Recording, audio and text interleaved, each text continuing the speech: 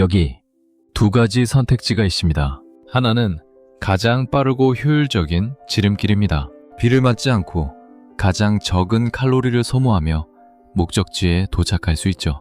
다른 하나는 돌아가는 길입니다. 비에 젖고 신발은 더러워지며 시간은 2배나 더 걸립니다. 하지만 그 길에는 빗물 냄새가 나고 이름 모를 들꽃이 피어 있습니다. 기계라면 혹은 생존만을 위한 본능이라면 100이면 100, 첫 번째 길을 택할 겁니다. 두 번째 길은 오류이기 때문입니다. 비효율적이고 낭비이며 개선에 맞지 않습니다. 하지만 인간은 이상하게도 종종 두 번째 길을 택합니다. 그리고 우리는 그 비효율적인 선택을 낭만이라고 부릅니다. 지금부터 이 이상하고 비효율적인 낭만이라는 단어를 해부해 보려 합니다. 왜 우리는 밥이 나오지 않는 달을 보며 소원을 빌까요? 왜 우리는 손으로 쓴 편지에 가슴이 뜰까요? 그리고 효율만이 정답이 된 이 차가운 세상에서 과연 낭만은 아직 유효한 것일까요? 낭만의 기원을 찾기 위해 아주 먼 과거로 가보겠습니다. 원시 인류에게 가장 중요한 것은 생존이었습니다. 맹수로부터 도망치고 먹이를 구하는 것. 여기에 감성이 끼어들 틈은 없었죠. 하지만 어느 순간 기적 같은 일이 벌어집니다. 고고학자들이 유만 년 전 네안데르탈인의 무덤인 샤니다르 동굴을 발굴했을 때 그들은 놀라운 것을 발견합니다. 시신 주변 흙에서 다량의 꽃가루가 나온 것입니다. 누군가 죽은 이를 위해 토플, 수레국화 같은 꽃을 꺾어 바쳤다는 증거였죠. 생각해보세요. 꽃은 먹을 수도 없고 맹수를 쫓아주지도 않습니다. 생존의 관점에서 꽃을 꺾으러 가는 행위는 칼로리 낭비이자 위험한 행동입니다. 하지만 그들은 꽃을 바쳤습니다. 죽음이라는 거대한 허무 앞에서 슬픔을 표현하기 위해 쓸모없는 아름다움을 가져온 것입니다. 이것이 바로 인류 최초의 낭만 아니었을까요? 낭만은 여유가 있어서 생긴 것이 아니라 인간이 겪는 고통과 허물을 견디기 위해 발명된 정신적 진통제였을지도 모릅니다. 인간이 짐승과 구별되는 지점은 도구를 사용해서가 아닙니다. 인간은 배가 불러도 우는 존재이며 보이지 않는 가치를 믿는 유일한 종이기 때문입니다. 그렇기에 낭만은 가장 인간적인 본능이 셈입니다. 낭만이 가장 폭발적으로 드러나는 순간은 단연 사랑입니다. 하지만 여기서 말하는 사랑은 생물학적인 번식 본능과는 다릅니다. 우리가 낭만적 사랑이라고 부르는 것들에는 공통점이 있습니다. 바로 비효율과 장애물입니다. 스마트폰 메신저로 1초 만에 사랑해를 보낼 수 있는 시대에 왜 우리는 밤새 쓴 손편지에 더 큰 감동을 느낄까요? 메신저는 정보를 전달하지만 손편지는 시간을 담기 때문입니다. 내 시간을 온전히 당신을 생각하는 데 썼다는 그 비효율적인 정성. 그것이 낭만입니다. 내가 졌더라도 당신이 졌지 않기를 바라는 마음. 나의 이익보다 타인의 안위를 먼저 생각하는 것. 경제학적으로는 설명이 불가능한 이 손해보는 장사가 우리 가슴을 뜨겁게 만듭니다. 우리는 계산적인 사람에게서 낭만을 느끼지 못합니다. 너를 만나면 내 인생의 이득이 될 것 같아 라고 말하는 사람과 사랑이 빠지나요? 아니면 너와 함께라면 내 인생이 망가져도 좋아 라고 말하는 사람에게 흔들리나요? 아이러니하게도 인간은 자신의 생존을 위협할 만큼 맹목적인 감정 앞에서 가장 큰 인간미를 느낍니다. 낭만은 논리가 멈추는 곳에서 비로소 시작됩니다. 평균 수명 83세의 시대. 우리는 60세에 은퇴하고 남은 20년을 안전하게 보내는 것을 미덕이라 배웁니다. 따뜻한 아랫목, 꼬박꼬박 나오는 연금, 자식들의 안부 전화, 그리고 병원과 가까운 집. 그것이 우리 사회가 정의한 성공한 노후입니다. 하지만 여기 그 정해진 궤도를 이탈한 두 사람이 있습니다. 김철수. 친구들이 다 미쳤다고 했죠. 노방 났냐고. 평생 은행원으로 살았거든요, 제가. 1원 하나 틀리면 안 되는 인생이었어요. 근데 집을 팔아서 요트를 산다고 하니까 자식들도 처음에 말렸어요. 아버지, 편하게 사시지. 왜 사서 고생을 하세요? 라고. 이영희. 편하게 사는 거 좋죠. 근데요, 문득 그런 생각이 들더라고요. 남은 인생이 20년이라 치면 그 20년 동안 오늘이랑 똑같은 내일을 반복하다 죽는 게 그게 진짜 사는 걸까? 우린 그냥 죽지 않고 있는 상태로 늙어가고 있는 건 아닐까? 김철수, 이영희 부부 두 사람은 3년 전 서울의 아파트를 정리하고 중고 요트 노마드홀을 샀습니다. 항해술이라곤 배워본 적 없던 부부가 태평양을 건너겠다고 했을 때 세상은 그것을 무모함이라 불렀습니다. 하지만 이들은 그것을 낭만이라 불렀습니다. 낭만은 멀리서 보면 희극이지만 가까이서 보면 다큐멘터리입니다. 이들의 항해는 영화 타이타닉처럼 우아하지 않습니다. 좁은 선실에서 부딪히고 멀미에 시달리고 씻지 못해 냄새가 납니다. 효율의 관점에서 보면 이것은 최악의 여인입니다. 비행기로 10시간이면 갈 거리를 한 달 내내 파도와 싸워야 하니까요. 솔직히 후회한 적도 있어요. 폭풍 만나서 배가 뒤집힐 뻔했을 때 그냥 안방에서 TV나 볼 걸 싶더라고요. 근데 아내가 옆에서 엉엉 울면서도 키를 안 놓는 거예요. 그 떨리는 손을 내가 가서 딱 잡았는데 참 이상하죠. 40년을 같이 살았는데 그 순간만큼 이 사람이 가깝게 느껴진 적이 없었어요. 젊었을 땐 바빴어요. 남편은 돈 벌어오느라 바쁘고 전 애들 키우느라 바쁘고 우리는 부부라기보단 가정이라는 회사를 운영하는 동업자 같았죠. 서로의 눈을 보고 대화하기보단 통장을 보고 대화했으니까요. 근데 여기 바다 한가운데선 도망칠 곳이 없잖아요. 스마트폰도 안 터지고 오로지 이 사람 숨소리, 이 사람 체온밖에 믿을 게 없어요. 낭만은 편안함을 담보로 하지 않습니다. 오히려 낭만은 불편함을 기꺼이 감수할 때 피어납니다. 내가 당신을 위해 기꺼이 져줄 수 있고 당신이 나를 위해 기꺼이 위험을 감수하는 것, 이 비효율적인 고생을 함께 한다는 것, 그것이 사랑의 본질임을 이들은 바다 위에서 다시 배웁니다. 어느 날 밤 태평양 한가운데서 엔진을 끄고 누워 있었어요. 주변 360도, 수백 킬로미터 안에 인간이라곤 우리 둘뿐이었죠. 하늘을 봤는데 정말 별이 소리를 내면서 떨어지는 것 같더라고요. 그때 아내가 제 손을 잡으면서 그러더군요. 여보, 우리 인생 헛살지 않았네. 이거 보려고 그 고생을 했나봐. 통장 잔고는 줄어들고 있죠. 집도 없고요. 사람들이 그래요. 나중에 늙어서 병들면 어쩌려고 그러냐고. 대책 없는 노인네들이라고. 맞아요. 우린 대책이 없어요. 근데 대책이 있는 삶에는 지금이 없잖아요. 항상 나중을 위해 지금을 희생하니까 우린 그냥 죽기 전에 서로에게 가장 화려한 기억을 선물하고 싶었어요. 그게 다예요. 서울의 30평 아파트와 바꿀 수 없는 풍경, 가장 안전한 미래를 팔아 가장 불안한 오늘을 산 부부. 누군가는 이것을 어리석은 계산이라고 비웃을 것입니다. 하지만 이들의 얼굴을 보십시오. 이토록 살아있는 표정을. 우리는 도시의 지하철에서, 사무실에서, 혹은 요양원에서 본 적이 있던가요? 사랑은, 그리고 낭만은 삶의 마지막 페이지가 넘겨지기 전까지 끊임없이 이야기를 만들어내는 힘입니다. 젊은 친구들에게 해주고 싶은 말이요. 계산기 너무 두드리지 말아요. 사랑도 인생도 계산대로 안 됩디다. 계산대로 된 인생은 안전하긴 한데 나중에 돌아보면 이야기거리가 없어요. 조금 손해봐도 돼요.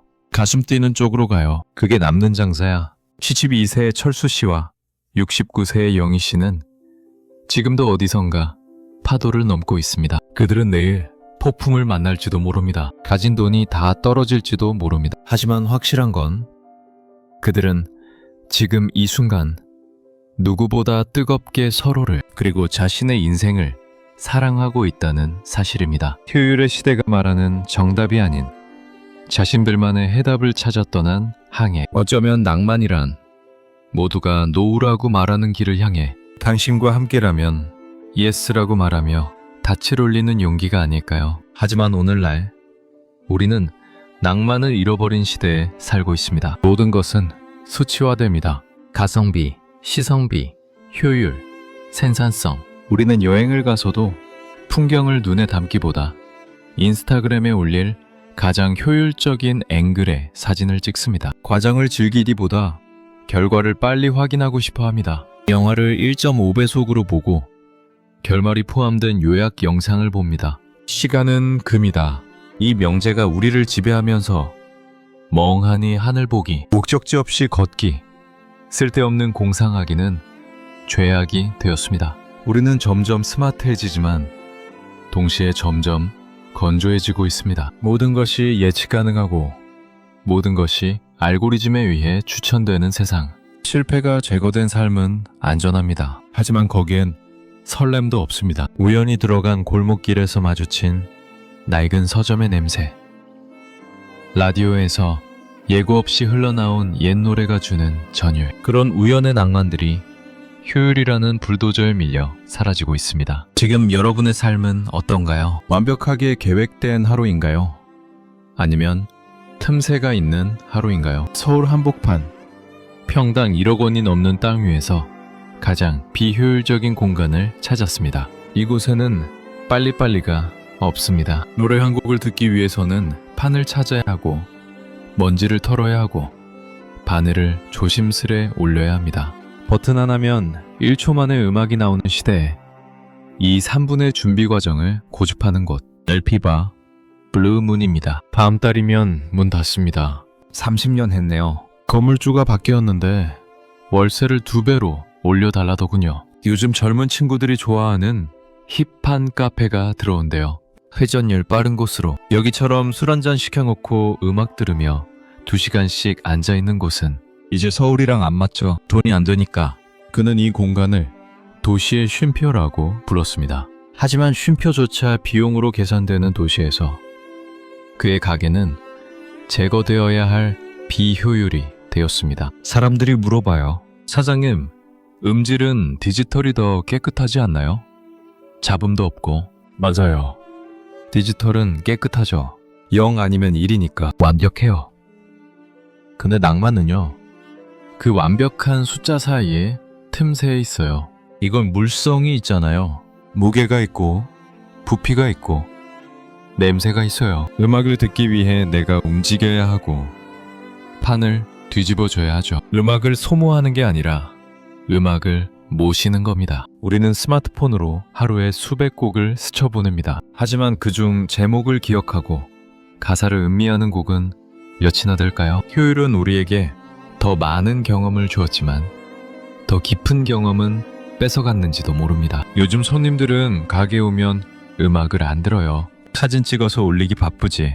여기 분위기 쩐다 하고 사진 찍고 30분 만에 나가요. 음악이 BGM이 된 세상이에요. 근데 여기선 음악이 주인공이거든요. 내가 30년 동안 지키고 싶었던 건 음악 앞에서 잠깐 멈추는 태도. 뭐 그런 거였는데 세상이 너무 빨라졌어요. 나 같은 늙은이가 따라가기엔 숨이 차. 이 판 좀 보세요. 김광석 1집인데 여기 흠집이 있죠? 이게 95년도인가 어떤 실현당한 손님이 술 취해서 신청했다가 떨어뜨린 자국이에요. 그래서 이 노래는 항상 여기서 틱 하고 튑니다. 디지털 음원이라면 당장 삭제하고 다시 다운받았겠죠? 오류니까. 근데 저는 이 튀는 소리가 좋아요. 이건 그냥 잡음이 아니라 그날 그 손님의 슬픔이 기록된 거거든. 매끈하고 결점 없는 삶. 우리는 모두 그것을 원합니다. 실패는 편집하고 상처는 감추고 SNS에는 하이라이트만 전시합니다. 하지만 사장님은 말합니다. 삶의 진짜 이야기는 매끈한 곳이 아니라 상처난 곳에서 나온다고. 가성비라는 게 뭡니까? 투입 대비 산출이잖아요. 실패를 안 하겠다는 거죠. 근데 낭만은 원래 가성비가 꽝이에요. 사랑하다 헤어지면 그 시간, 돈 다 날리는 거잖아. 근데 그렇다고 사랑 안 할 겁니까? 상처받기 싫어서 아무것도 안 하면 인생은 깨끗하겠지만 아무 무늬도 없는 백지랑 뭐가 달라요? 이 가게는 스크래치 투성이에요. 적자 투성이고. 근데 그래서 아름다운 겁니다. 적어도 치열하게 버텼으니까. 효율의 시대는 이 낡은 LP바에게 퇴장을 명령했습니다. 이곳이 사라진 자리엔 아마도 매끈한 유리, 통창을 가진 와이파이가 빵빵하게 터지는 프랜차이즈 카페가 들어설 겁니다. 우리는 더 빠르고 쾌적하게 커피를 마실 수 있겠죠. 하지만 비 오는 날, 지직거리는 잡음 섞인 김광석의 노래를 들으며 누군가를 그리워할 공간은 이제 없습니다. 후회는 안 해요. 그냥 누군가 한 명쯤은 기억해줬으면 좋겠어요. 서울 구석에 시대를 역행하던 바보 같은 가게가 하나 있었다고. 거기 가면 시간이 느리게 흘렀다고. 그거면 됩니다. 편리함이 정답인 세상에서 기꺼이 불편함을 선택했던 사람. 그의 가게는 문을 닫지만 그가 남긴 질문은 우리 마음속에 스크래치처럼 남았습니다. 당신의 삶에는 가성비로 설명할 수 없는 무언가가 있습니까? 당신은 지금 충분히 낭만적인가? 이제 가장 중요한 질문을 던져보겠습니다. AI가 시를 쓰고 그림을 그리고 작곡을 하는 시대입니다. 그렇다면 AI에게도 낭만이 있을까요? AI는 1초 만에 완벽한 연애 편지를 써줄 수 있습니다. 셰익스피어의 문체를 흉내내서 말이죠. 하지만 그 편지에는 그리움이 없습니다. AI는 밤새 뒤척이지 않습니다. 편지를 쓰다가 마음에 들지 않아 종이를 구겨 던지지 않습니다. 상대방이 내 마음을 받아줄까 전전긍긍하며 우체통 앞에서 사성이지 않습니다.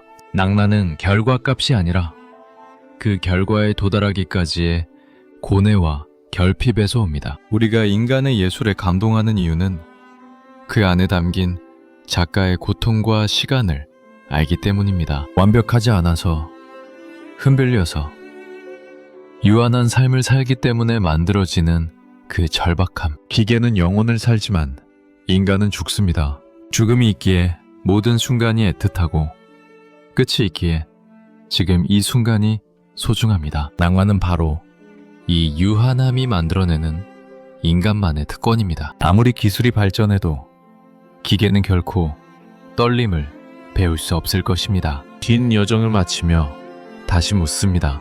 낭만은 인간적일까요? 네. 낭만은 가장 인간적인 저한입니다. 무미건조한 우주의 법칙에 맞서 의미를 부여하고 사랑을 하고 꿈을 꾸는 인간만의 투쟁입니다. 효율의 시대에 낭만은 사치처럼 보일지 모릅니다. 하지만 낭만이 없다면 우리 삶은 그저 생존과 데이터 처리에 불과할 것입니다. 오늘 하루 조금은 비효율적으로 살아보는 건 어떨까요? 내비게이션을 끄고 모르는 길로 운전해 보십시오. 메신저 대신 펜을 들어보십시오. 검색하는 대신 사색해 보십시오. 쓸모없는 시간들이 모여 우리 삶의 가장 아름다운 장면을 만듭니다. 낭만은 저 멀리 있는 것이 아니라 빡빡한 현실의 틈새, 당신이 잠시 멈춰선 그 자리에 숨어 있습니다. 당신의 낭만을 잃지 마세요. 그것이 당신이 인간이라는 가장 아름다운 증거니까요. 감사합니다.